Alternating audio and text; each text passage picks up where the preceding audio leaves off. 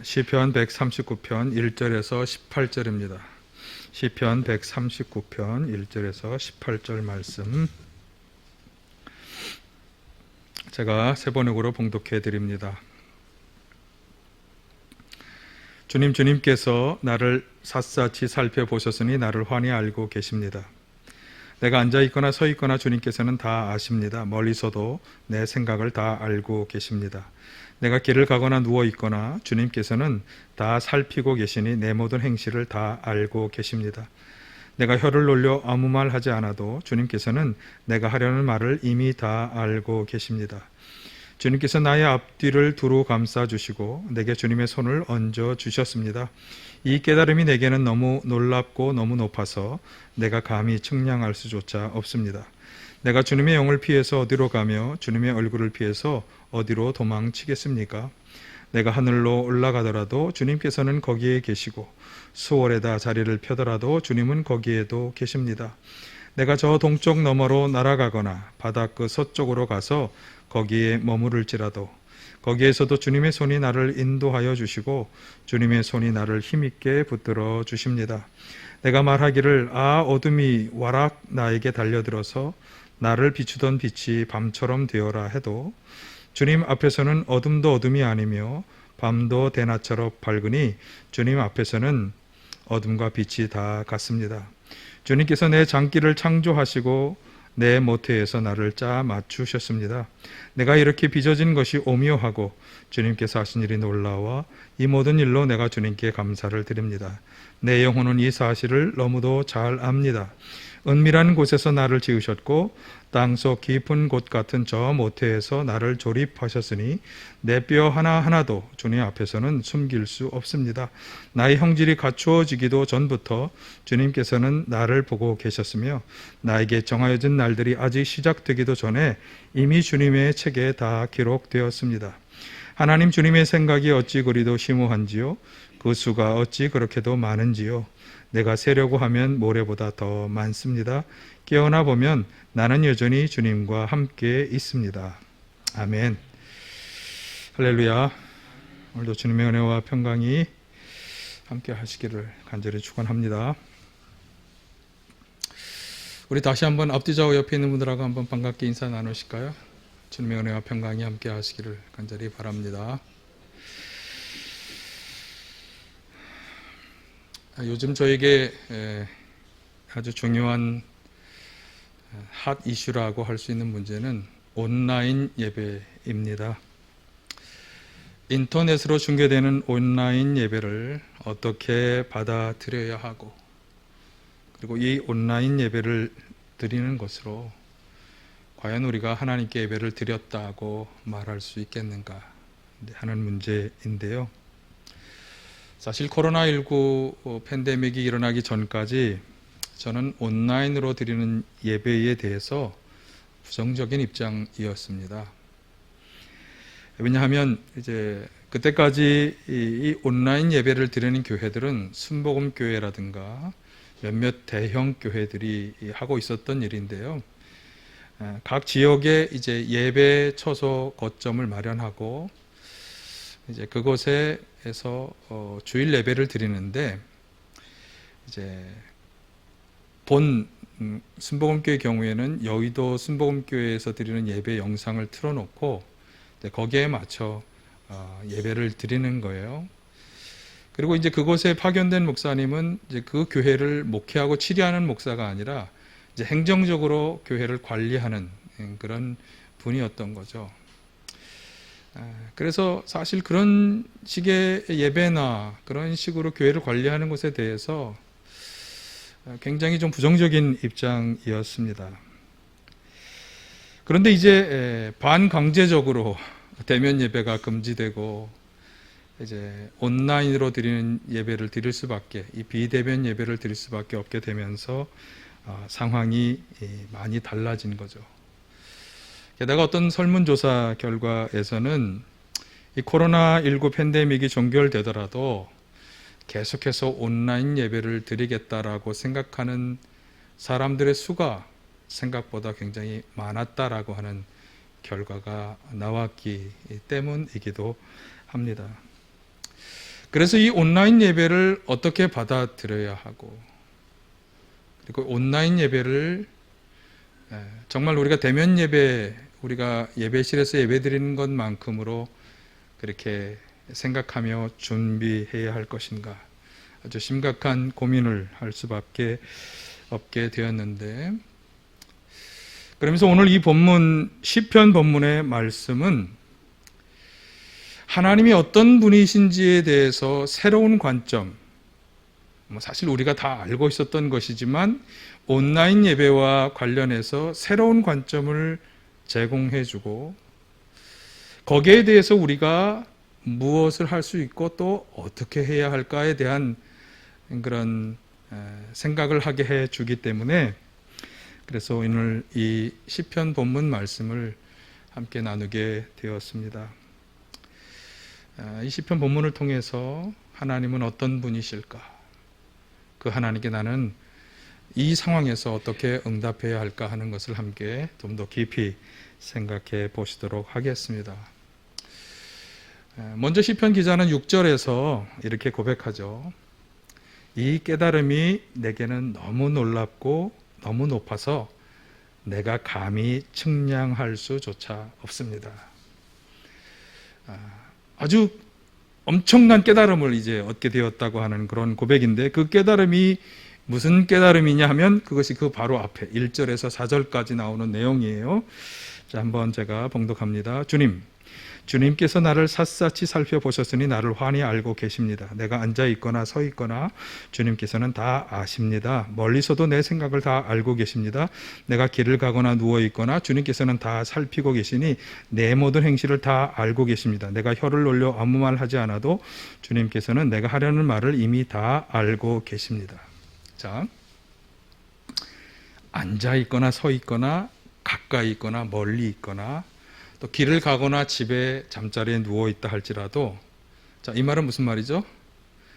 어디를 가든 무엇을 하든 다 환히 알고 계시다는 거예요. 여기 심지어 보니까 혀를 놀려 말하지 않아도 하려는 말을 이미 다 알고 계시다.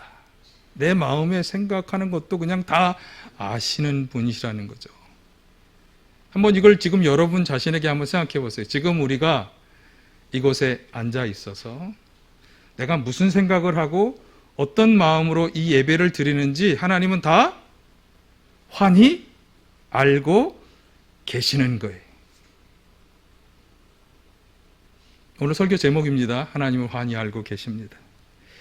자, 뭐 또 같은 표현이 되겠습니다만 오늘 본문에 보니까 또 7절, 10절에서는 어디를 가더라도 함께 하신다 이렇게 말씀하고 있죠. 보실까요?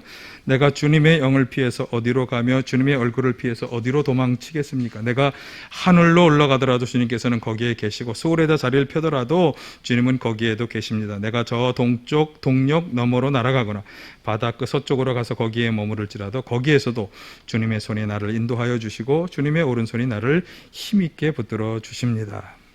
자, 이 구절에서 핵심 구절은 7절이죠. 주님의 영을 피해서 어디로 가며 주님의 얼굴을 피해서 어디로 도망치겠습니까? 이 고백이 이제 이 모든 걸 잘 대변하는 말씀이에요. 우리가 잘 아는 옛말이 있잖아요. 도망가 봐야 손바닥 안에 있다. 예. 그러니까 하나님의 시선과 하나님의 존재를 피해서 달아날 수 있는 그런 장소도 아무도 없고 또 피하여 숨을 수 있는 사람도 아무도 없다. 이게 이제 시편 기자의 고백이죠. 우리가 잘 아는 요나라는 분의 경우가 바로 그런 경우였어요. 요나는 니느웨로 가서 그 성들에게 하나님의 진노가 임하였으니 빨리 회개하라고 하는 말씀을 선포하라고 하는 그런 주님의 사명을 받았지만, 그는 그 이방인들에게 가서 그런 선포를 하는 것이 못마땅하고 싫었어요. 그래서 다시스라는 도시로 도망하려고 하였지만, 그러나 하나님의 시선을 결코 그는 피할 수 없었다고 하는 것을 우리가 이미 잘 알고 있습니다.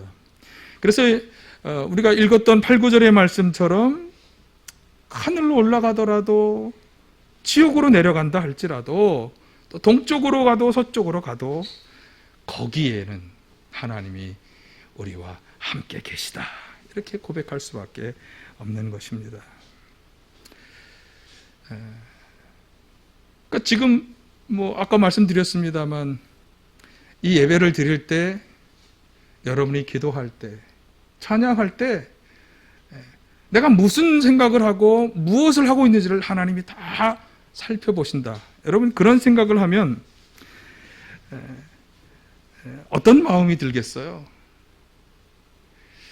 저는 두 가지 마음이 있을 거라고 생각해요. 하나는 모든 것을 다 아시는 하나님이시기 때문에 아무것도 숨길 수 없기 때문에 아주 조심해서 살아가야 한다고 하는 거죠.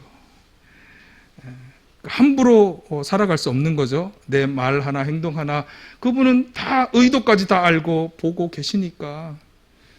그러니까 우리가 남몰래 은밀하게 이런 것쯤은 하든 모든 행동들도 사실은 다 알고 계시니까 그 하나님 앞에서 조심해야 한다. 이건 분명한 사실이지만 그렇게 하나님의 시선을 두려워하고 하는 이런 생각으로 우리가 신앙의 삶을 살아간다면 굉장히 피곤하고 힘든 신앙생활이 될 것입니다. 그러나 또 이렇게 생각할 수도 있겠어요. 5절 말씀처럼 고백할 수도 있죠. 자 보실까요? 주님께서 나의 앞뒤를 두루 감싸주시고 내게 주님의 손을 얹어주셨습니다. 이 앞뒤를 두루라고 하는 말은 이제 사방을 다 감싸주시면서, 이 사방은 뭐냐 하면 우리의 형편의 모든 형편을 말하는 거죠. 때때로 힘들고 어려울 때, 좌절이 될 때 다가오셔서 당신의 그 격려하는 손을 얹어주시는 거예요. 위로하고 격려하시고 힘을 보태주시는 하나님이다. 그렇게 고백할 수 있는 것이고요. 또 다른 한편으로는 때때로 하나님 편에서 볼 때 좀 그러지 말았으면 좋겠는데 하는 일들에 대해서는 적절하게 징치하시기도 하시면서 이끌어 주신다라고 하는 거죠. 그래서 10절의 고백이 나오는 거 아니겠어요? 10절을 보실까요? 주님의 손이 나를 인도하여 주시고 주님의 오른손이 나를 힘있게 붙들어 주십니다. 그러니까 경찰처럼 감시하시고 지켜보시고 책망만 하시는 게 아니라 잘못된 길로 나가지 않도록 이끌어 주시고 인도하시고 힘들고 어려울 때 붙잡아 주시고 돌보아 주시는 그런 하나님이시다라고 우리가 고백할 수 있는 것입니다. 여러분 어디를 가더라도 함께 하시고 무엇을 하더라도 도우시고 인도해 주시는, 힘있게 붙들어 주실 것을 확신하며 나아가실 수 있기를 간절히 바랍니다. 우리 하나님은 바로 그런 하나님이다. 그래서 그 하나님과 함께 그 하나님 앞에서 우리는 살아가고 있는 것. 그래서 6절 말씀처럼 고백하는 거 아니겠어요? 이 깨달음이 너무나 놀랍고 높아서 나는 그것을 측량할 수조차 없다. 자, 그런데 사실 이렇게 모든 것을 다 아시고 어디에나 계시다라고 하는 이 깨달음은 하나님께서 우리의 창조주이시기 때문에 따라오는 그런 고백이자 깨달음이에요. 13에서 16절을 한번 보시면 이렇게 말씀하죠. 주님께서 내 장기를 창조하시고 내 모태에서 나를 짜 맞추셨습니다. 내가 이렇게 빚어진 것이 오묘하고 주님께서 하신 일이 놀라워 이 모든 일로 내가 주님께 감사를 드립니다. 내 영혼은 이 사실을 너무도 잘 압니다. 은밀한 곳에서 나를 지으셨고 땅속 깊은 곳 같은 저 모태에서 나를 조립하셨으니 내 뼈 하나하나도 주님 앞에서는 숨길 수 없습니다. 나의 형절이 갖추어지기 전부터 주님께서는 나를 보고 계셨으며 나에게 정해진 날들이 아직 시작되기도 전에 이미 주님의 책에 기록되었습니다. 그러니까 모태에서부터, 형질이 갖추어지기 전부터 이미 하나님은 다 우리의 존재를 아시고 보시고 당신의 책에 기록해 놓으셨다.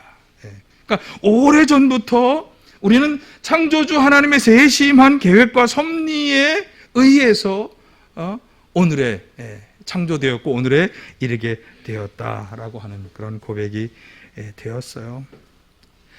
여러분 참으로 하나님을 깨달은 사람의 고백입니다. 이 고백이, 이 깨달음이 우리 모두의 깨달음과 고백이 되시길 간절히 바랍니다. 자, 그런데 여기 보니까요, 그렇게 모든 것을 창조하시고 살펴보시는 하나님에 대해서 시편 기자가 아주 중요한 한 가지 깨달음과 고백을 이제 마지막으로 하고 있어요. 17에서 18절이 그것인데, 자, 한번 보실까요? 하나님, 주님의 생각이 어찌 그리도 심오한지요. 그 수가 어찌 그렇게도 많은지요. 내가 세려고 하면 모래보다 더 많습니다. 깨어나 보면 나는 여전히 주님과 함께 있습니다. 자꾸 이 말씀을 곱씹고 또 곱씹다 보니까 이런 말씀이에요. 우리를 향한 하나님의 생각의 심오함과 다양함은, 그러니까 우리가 생각하듯이 단편적이거나 한두 개가 아니라 아주 많다는 거예요. 우리에 대한 하나님의 생각, 우리를 어떻게 저 사람을, 아무개를 정말 어떻게 할까라고 하는 하나님의 생각이 너무나 많고 심오하시다는 거예요. 그래서 자기는 그걸 다 따라갈 수 없다. 아침에 깨어나 봐도 아직도 더 그것을 헤아릴 수 없을 정도로 그렇게 심오하고 많다. 그러니까 하나님은 우리의 모든 것을 다 아시고 어디에나 계시면서 저와 여러분들에 대한 아주 많은 생각을 가지고 계시고, 그리고 그 생각의 심오함은 끝을 헤아릴 수 없을 정도로 심오하고 깊다라고 하는 거죠. 그런 생각으로, 그런 많은 생각, 다양한 생각, 깊은 생각으로 하나님은 저와 여러분의 삶을 이끌어주고 계신 줄 믿습니다. 그렇기 때문에 이사야서가 고백한 것처럼 하나님의 생각은 내 생각과 다르고, 그분의 방법은 내 방법과 다른 거고, 더 높고 심오하다고 또 그렇게 고백할 수밖에 없는 거죠. 그러니까 우리에게 필요한 건 뭐예요? 그 하나님이심을 신뢰하며 나아가는 것이죠. 여러분, 우리의 모든 것을 다 아시고 다 살펴보신다고 해서 불편하게만 생각할 게 아니라, 그렇기 때문에 수많은 생각으로, 방법으로 우리의 삶을 인도해 주신다, 우리를 보살펴 주신다, 이 확신을 갖고 나아가야 할 줄로 믿습니다. 자, 그런 하나님께 어떻게 응답하느냐 하는 측면에서 저는 이 온라인 예배와 연결해서 생각을 해보았습니다. 자, 온라인 예배에서 관건은 뭐냐 하면, 이 온라인 예배를 하나님께서 받으실 것이냐 하는 문제입니다. 자, 지금 시편 기자의 말씀에 따르면 하나님께서는 어디에나 계시고 무슨 일을 하든 그 생각과 모든 것을 다 보시고 아시잖아요. 그러니까 사실은 어디에서 예배를 드리더라도 그 예배가 가정에서 드리는 예배이든 혹은 직장에서 드리는 예배이든 어디에서 드리든 다 보시고 아시고 받아주실 것이다 라고 우리가 생각할 수 있습니다. 그렇죠? 시편 기자의 고백에 따르면. 근데 사실 생각해보면 이건 우리가 이미 다 알고 있었던 일이에요. 그렇기 때문에 우리는 이렇게 대예배실에서 예배를 드리기도 하지만 각종 예배 모임을 만들어서 예배하잖아요. 가정에서 드리는 가정 예배, 직장에서 어떤 직장은 매월 초나 매월 말에 직장 예배를 정기적으로 드리죠. 그리고 또 신방에서 드리는 신방 예배, 또 가끔은 우리가 야외에 나가서 드리는 야외 예배, 거기에 다 예배를 붙이는 이유가 뭡니까? 하나님이 그 예배를 다 보시고 받아주실 것이라고 하는 사실을 우리가 전제로 하고 있기 때문에 그런 예배를 드리는 거예요. 자, 거기다가 창세기에서 하나님이 세상을 창조하실 때의 모습을 이렇게 묘사했잖아요. 창세기 1장 1, 2절. 태초에 하나님이 천지를 창조하셨다. 땅이 혼돈하고 홍홍하며 어둠이 깊음 위에 있고 하나님의 영은 물 위에 움직이고 계셨다. 자, 저는 여기서 하나님의 영에 관한 이 말씀을 주목했어요. 태초에 하나님이 창조하실 때 하나님은 영으로 무리를 움직이시며 그 일을 행하셨어요. 그러면 태초에 세상을 창조하시던 순간에 영으로 운행하시며 창조의 역사를 행하신 그 하나님은 지금도 영으로 운행하시며 우리 가운데 하나님이 계획하셨던 일을 행하고 계시다라고 우리가 믿을 수 있을까요? 예, 믿을 수 있는 거죠. 영이신 하나님은 최초의 창조 역사부터 지금까지 그리고 앞으로도 계속해서 영으로 운행하시며 당신의 일을 행하여 가실 것입니다. 그리고 그 영으로 행하시는 일에는 예배를 받으시고 기도를 들으시는 일도 포함이 되는 것이죠. 당연히 영이신 하나님 앞에서 예배하는 또 기도하는 장소는 제한될 수 없는 것이고 그리고 감추어질 수도 없는 일인 것입니다. 게다가 한 사마리아 여인과의 대화 속에서 아주 중요한 것을 말씀하셨습니다. 요한복음 4장 21에서 23절을 한번 보실까요? 예수께서 말씀하셨다. 여자여 내 말을 믿어라. 너희가 아버지께 이 산에서 예배를 드려야 한다거나 예루살렘에서 예배를 드려야 한다거나 하지 않을 때가 올 것이다. 너희는 너희가 알지 못하는 것을 예배하고 우리는 우리가 아는 분을 예배한다. 구원은 유대 사람에게서 나기 때문이다. 참되게 예배를 드린 사람들이 영과 진리로 아버지께 예배를 드릴 때가 온다. 지금이 바로 그때이다. 아버지께서는 이렇게 예배를 드리는 사람들을 찾으신다.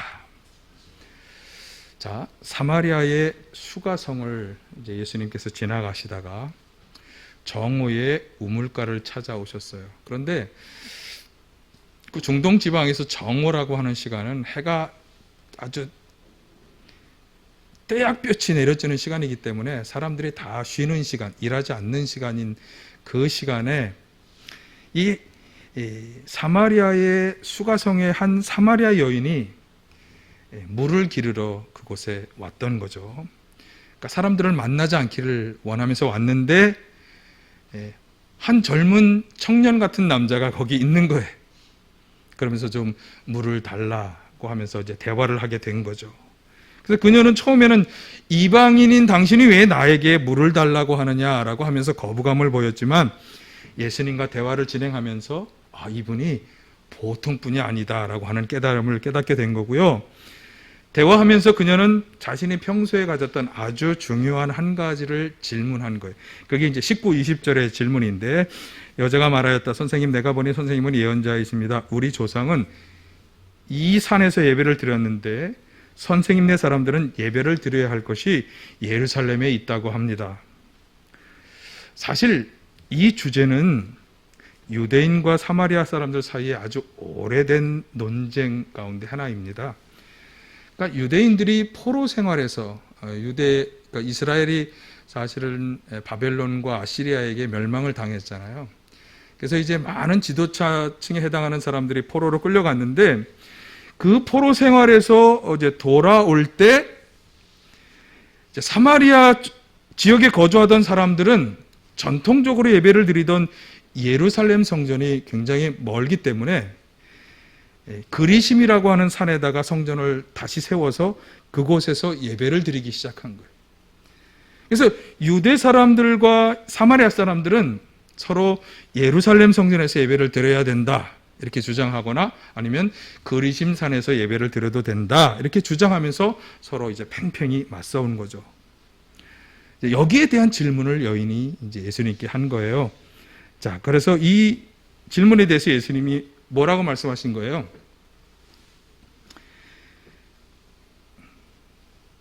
자, 아까 그 앞에 구절을 한번 다시 띄워보세요. 21에서 23절을 띄워보세요. 여기서 말하는 여기는 그리심산이겠죠. 지금 사마리아에 계시니까 그리심산에서나 혹은 예루살렘 성전에서나 예배를 드리지 않을 때가 올 것이다. 그러면서 참되게 예배를 드리는 사람은 영과 진리로 아버지께 예배를 드릴 때가 올 것이며 지금이 그때다. 그렇게 말씀하신 거예요. 자, 이 말씀에서 우리가 한 가지 볼 수 있는 것은 뭐냐면 장소가 중요한 것이 아니다. 장소가 중요한 것이 아니고, 또 하나 중요한 것은, 자, 24절에서 다시 반복하셨는데 24절을 보실까요? 하나님은 영이시다. 그러므로 하나님께 예배를 드리는 사람은 영과 진리로 예배를 드려야 된다. 영이신 하나님께 예배를 드리는 사람은 영으로 예배를 드려야 한다고 하는 거예요. 그러니까 육신적으로만 예배를 드리는 예배가 아니라 우리의 마음 중심에 있는 영을 다해서 이 예배를 드려야 한다고 하는 것이고요. 여기 진리로 예배를 드려야 한다. 진리라는 말은 원어로 진실한 마음이라고 하는 말로 번역이 될 수 있겠어요. 그러니까 영이신 하나님께 우리가 드리는 예배는 어떤 예배냐? 육신적으로만 나와서 드리는 예배 이상이 되어야 해요. 우리의 온 마음과 정성과 영이 다 들어가는 예배가 되어야 하고, 그리고 그 마음도 진실한 마음으로 진짜 그 하나님을 집중하고 그 하나님께 진정을 드리는 그런 예배가 되어야 한다. 왜? 시편 기자의 말씀처럼 하나님은 우리의 모든 것을 다 보시고 아시는 분이기 때문에, 그러니까 우리의 마음의 생각을 다 보시기 때문에 여기서 우리가 여기 앉아 있지만 어제 그 사람하고 그 일이 이렇게 됐어야 되는데 딴 생각을 하고 있다면 하나님 볼 때 그분은 육신은 나와 앉아 있지만 마음이 여기에 와 있지 않은, 진정을 다하지 않는 예배를 드리는 사람이 되는 거예요. 그러니까 여러분, 하나님은 우리가 어떤 자세로 예배를 드리는지를 다 아신다. 이걸 꼭 기억해야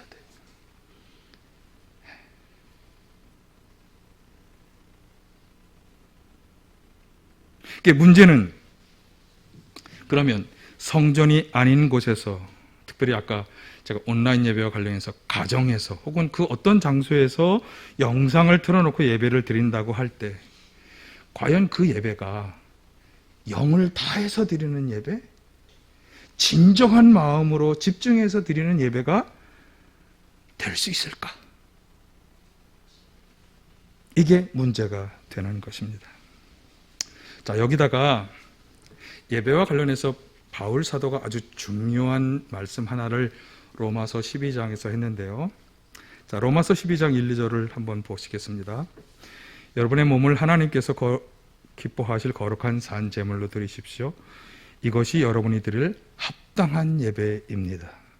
여러분은 이 시대의 풍조를 본받지 말고 마음을 새롭게 함으로 변화를 받아서 하나님의 선하시고 기뻐하시고 완전하신 뜻이 무엇인지를 분별하도록 하십시오. 자, 자신의 몸을 하나님께서 기뻐하실 거룩한 산제물로 드린다. 이것이 하나님께 드려야 할 합당한 예배다. 이렇게 말씀했는데 아주 주의 깊게 우리가 해석해야 하는 말씀인데, 여러분, 거룩한 산제물로 자신의 몸을 드린다라고 하는 이 말을, 그러면 그 제사의 제물로 내 몸을 드려야 된다? 그렇게만 해석하면 아주 생경한 해석이죠. 아주 거칠은 해석이에요. 그렇게 해석할 것이 아니라 바로 2절에 나오는 말씀과 연결해서 생각해야 하죠. 잘 들으셔야 합니다. 자, 이 시대의 풍조를 본받지 말고 마음을 새롭게 함으로 하나님이 선하시고 기뻐하시고 완전하신 뜻이 잘 무엇인지를 분별해서, 그러니까 하나님이 기뻐하시는 뜻을 잘 분별해서 순종하며 살아가는 그 사람의 삶, 몸으로 살아가는, 하나님께 잘 순종하며 살아가는 그 사람의 삶 자체가, 그게 바로 하나님께 드려지는 거룩한 산 제물이 된다는 거예요. 그러니까 몸으로, 산 제물로 자신의 몸을 드린다고 하는 이 말은 그 제사의 제물로 합당하게 되는 그런 나의 삶을 내 몸으로 살아가는 것, 하나님의 뜻에 순종하며 살아가는 내 삶의 모습 그 자체가 하나님 앞에 드려지는 거룩한 산 제물이 되고, 그런 삶을 가지고 와서 함께 영으로 그리고 진정한 마음으로 예배를 드릴 때 그 예배가 하나님 앞에 합당한 예배가 된다. 자, 그렇기 때문에 이 요한복음에서의 이 성령과 진실한 마음으로 드리는 예배, 영과 영으로 진실한 마음으로 드리는 예배라고 하는 것은 단순한 장소의 문제나 그리고 마음을 어떻게 자세를 가지느냐의 문제만이 아니라 그 사람의 삶과도, 어떤 삶? 하나님의 뜻을 분별하여 순종하며 살아가는 삶과도 연결되는 문제다라고 하는 것을 알 수 있습니다. 삼각형을 그린다면 위 꼭대기에는 영으로 예배해야 한다. 왼쪽에는 진정한 마음으로, 진실한 마음으로 하나님께 집중하여 예배를 드려야 한다. 오른쪽에는 그 하나님께 제물이 되는 게 뭐냐? 우리가 가지고 있는 헌금도 좋지만 그보다 더 중요한 것은 그 헌금을 만들어내기까지 우리의 삶, 그 삶이 얼마나 하나님이 기뻐하시고 좋아하시는 그런 삶으로 살아가느냐, 그분의 뜻에 부합한 삶으로 살아가느냐, 이 세 가지가 잘 갖춰진 사람이 하나님께 드리는 예배, 이 예배가 하나님이 기뻐 받으시는 예배가 된다라고 하는 거죠. 그런 예배를 드리실 수 있기를 바랍니다. 네. 그러면 왜 어떤 교회와 성도들은 성전에 와서 예배를 드려야 한다고 주장하는 것일까? 자, 일단 전통적으로 이 교회나 혹은 그리스도인들이 가지고 있었던 신학 중에 하나는 성전은 하나님이 거하여 계시는 곳이다. 나와 있어요. 뒤로 넘겨보시면 나와 있어요. 그런 신학이 교회의 주류를 차지했기 때문에 성전은 무슨 곳이다? 하나님이 거하여 계시는 곳이다. 이게 성막 시절부터 전통적으로 가져왔던 신학이에요. 그런데 사실 솔로몬이 성전을 건축하고 나서 봉헌하면서 드렸던 그 봉헌 기도 중에 보면 그가 성전을 아름답게 하나님이 지으라고 하시는 대로 다 지어서 봉헌을 했지만, 그러나 존귀하시고 영광스러운 하나님이 어떻게 이곳에 계시겠습니까? 그렇게 말하면서 하나님은 그러나 당신의 마음과 눈길을 이곳에 두셔서 성도들이 성전에 와서 혹은 성전을 향하여 기도하거든, 그게 나라를 위한 기도든 죄 용서를 위한 기도든 그 기도를 들어달라고 간절히 기도하는 그 봉헌의 기도를 생각해 볼 때, 사실 존엄하신 하나님이 이 성전 자체에 와서 계속 계시다라고 하는 건 우리가 너무나 엄청난 것을 요구하는 거예요. 그렇기 때문에 사실은 그럼 하나님이 거하여 계시는 곳이기 때문에 여기 와서만 예배 드려야 한다고 하는 생각은 우리가 좀 부차적으로 뒤로 미룰 수가 있어요. 더 중요한 것은 뭐냐? 앞에서 말씀드렸던 내용. 과연 영으로 진리로 드리는 예배가 교회 밖에서, 가정에서, 직장에서, 야외에서 그것이 제대로 될 것인가?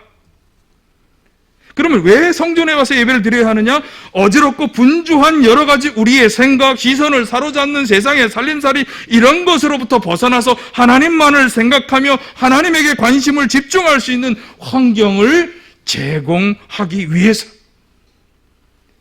육신만이 아니라 영으로 그리고 진실한 마음으로 예배를 드리며 하나님 앞에 전적으로 내가 순종하며 살아가겠다고 결단할 수 있는 그런 예배를 교회가 그렇게 예배를 드릴 수 있도록 할 수 있다라고 하는 생각이 그것을 주장하게 하는 것입니다.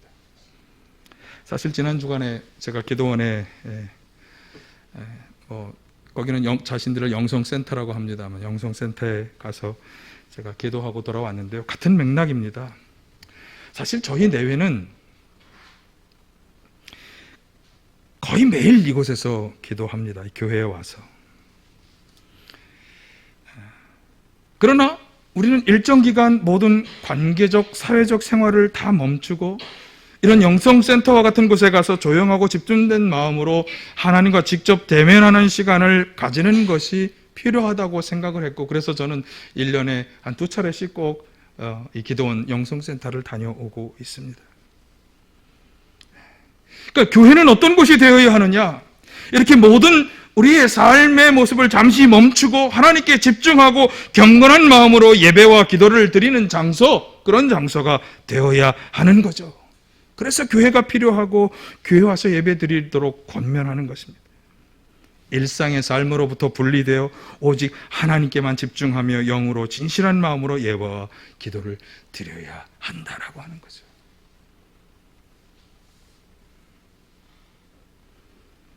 그래서 조심해야 합니다.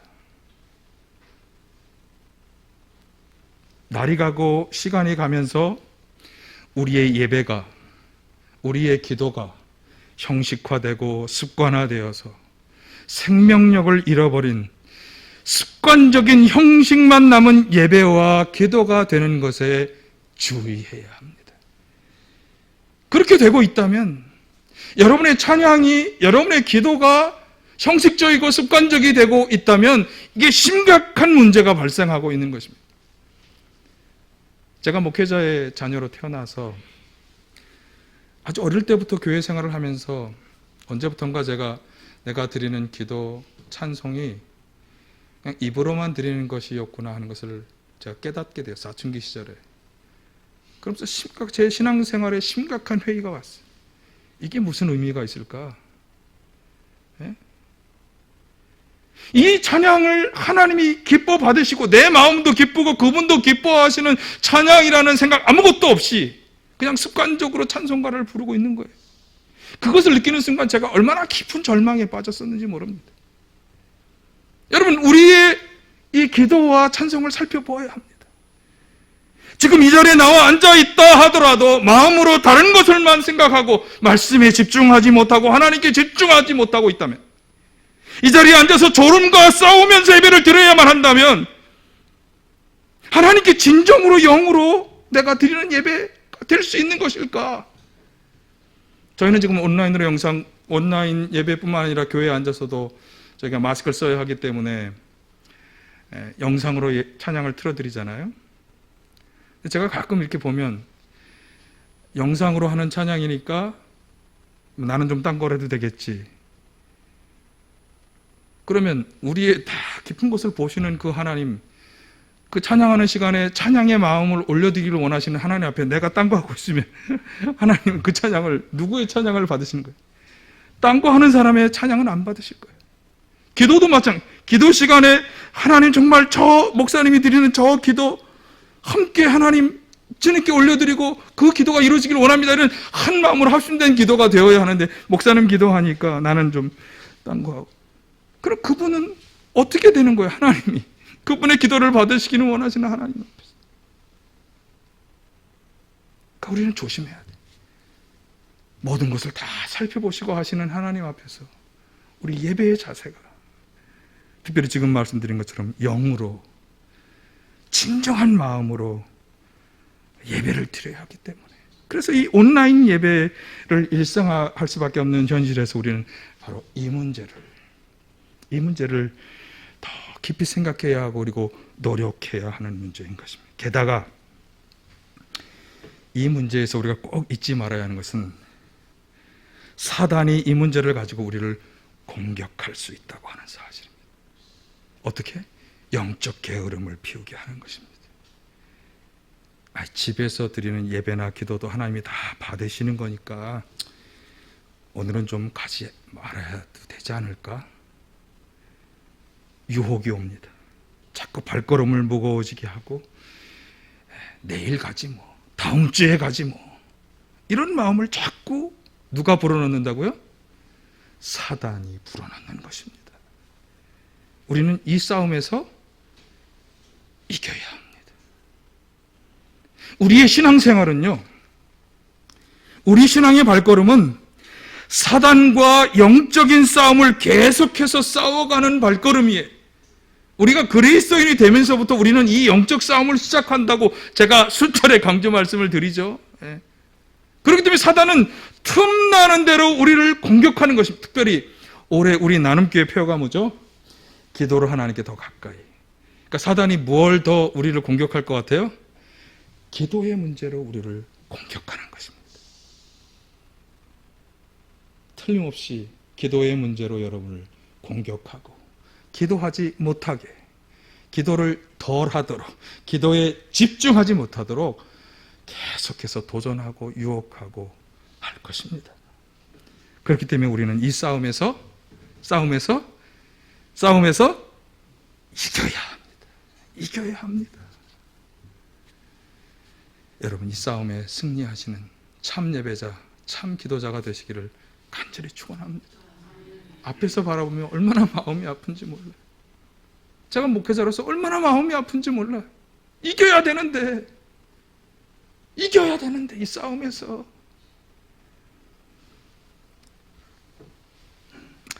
오늘 시편 본문은 우리에게 하나님이 어떤 분이신지를 분명히 말씀해 줍니다. 하나님은 창조주 하나님으로서 지금도 영으로 우리 가운데 당신의 일을 행하시는데 어디에나 계셔서 모든 것을 다 보시고 훤히 아시는 분이다 라고 우리에게 다시 한번 강조해 주고 있습니다. 우리는 그 하나님 앞에서 살아가는 거고 그 하나님과 동행하며 살아가고 있는 것입니다. 그래서 우리의 모든 것을 다 보시기 때문에 좀 불편하기도 하지만, 그러나 한편으로는 그렇기 때문에 우리를 또 도우시고 인도해 주시고 보살펴 주신다고 하는 그런 감사한 마음을 우리가 가질 수 있는 거죠. 그래서 우리는 이 확신 때문에 오늘 살펴보았던 온라인 예배, 가정에서나 혹은 교회에서 벗어난 장소에 드리는 온라인 예배도 하나님이 기뻐 받으시는 예배가 될 수 있다. 이것을 다시 한번 확인할 수 있고요. 그러나 분명한 것은 예수님이 말씀하신 것처럼 이 예배가 영으로 드리는 예배, 그리고 진정한 마음으로 하나님께 올려드리는 그런 예배가 되어야 한다라고 하는 사실이고요. 참된 예배자가 되기 위해서 정말 중요하고 필요한 이 세 가지, 영으로, 진정한 마음으로, 그리고 바울 사도가 로마서 12장에서 얘기했던 것처럼 하나님의 뜻을 잘 분별하여 순종하며 살아가는 삶 자체가 우리가 드리는 예배의 제물이 된다 라고 하는 사실입니다. 제물이 왜 필요하냐? 구약에서 제사에는 항상 제물이 필요했듯이, 그리고 우리의 예배의 진정한 제물은 예수 그리스도께서 십자가에서 제물이 되셨기 때문에 우리의 이 예배를 하나님이 우리는 받아주신다고 확신하는 거죠. 여러분, 그래서 성전에 와서 예배를 드리는 분들뿐만 아니라 가정에서 온라인으로 드리는 이 모든 예배가 육신만 나와서 드리는 예배가 아니라 영으로, 진정한 마음으로 드리는 예배가 되시길 바라고, 여러분의 삶이 산 제물의 삶을 살아갈 수 있기를 간절히 축원드립니다. 그래서 하나님이 받으시는 합당한 예배의 예배자가 다 되시기를, 그런 기도자가 다 되시기를 간절히 축원을 드립니다. 우리가 어디에 있든지 무엇을 하든지 모든 것을 다 아시는 하나님 아버지 앞에서 아무것도 숨길 수 없고 어디로도 도망할 수 없음을 다시 깨닫게 하시니 감사드립니다. 이 코로나 상황 가운데서 저희들의 예배가 하나님께서 기뻐 받으시는 영으로 드리는, 그리고 진정한 마음으로 드리는 예배가 되게 하여 주옵시고, 하나님의 선하시고 기뻐하시고 온전하신 뜻을 잘 분별하여 순종하며 살아감으로 그 삶이 산 제물이 되게 하여 주셔서 참으로 주님 앞에 합당한 예배를 드리는 저희들 모두가 되게 하여 주시옵소서. 오늘도 저희 가운데 악한 영 어둠의 역사들이 떠나게 하시고 저희들의 연약함, 아픔, 질병, 상처마다 치유하시며 온전케 하여 주시옵소서. 나사렛 예수 그리스도의 이름으로 명하노니 성도들 가운데 들어와서 방해하고 해방하는 모든 악한 영 어둠의 세력들은 떠나갈지어다. 나사렛 예수 그리스도의 이름으로 명하노니 성도들의 모든 연약함, 아픔, 질병, 상처는 치유되고 회복될지어다. 주님 역사하여 주시옵소서. 예수님의 이름으로 기도하옵나이다. 아멘.